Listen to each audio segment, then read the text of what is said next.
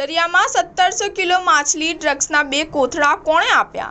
25 દિવસમાં ખેલ થયો બેંગલુરુથી એસપી જાડેજાને ફોન આવતા ભેદ સંપૂર્ણ ખુલ્યો છે।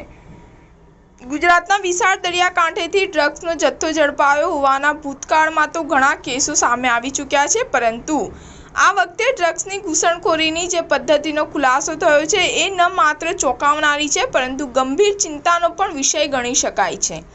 ઉત્તર પ્રદેશનો શખ્સ છેલ્લા કેટલાક સમયથી વેરાવળ અને તેની આસપાસના વિસ્તારની બોટ પર સવાર થઈને માછીમારી કરવા જતો હતો।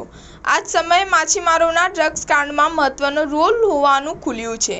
જે બોટ કાંડમાંથી ડ્રગ્સનો જથ્થો ઝડપાયો હતો એ બોટ પર ધર્મેન કશ્યપ ટંડેલ તરીકે કામ કરતો હતો। ટંડેલ એટલે બોટનો મુખ્ય ખલાસી।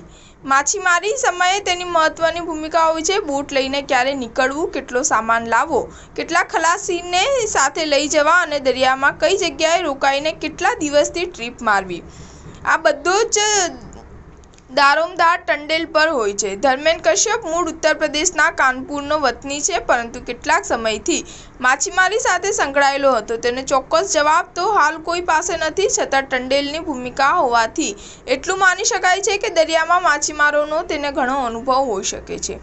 તપાસ એજન્સી સામે સૌથી મોટો પ્રશ્ન એ છે કે વેરાવળ બંદરેથી 50 કિલો ડ્રગ્સ પકડાયું છે, એ રાજકોટમાં કોણે આપવાનું હતું? 13 દિવસ રિમાન્ડ પર મોકલવામાં આવેલા ત્રણેય આરોપીઓ આવનારા દિવસોમાં ચોંકાવનારા ખુલાસા પણ કરી શકે છે।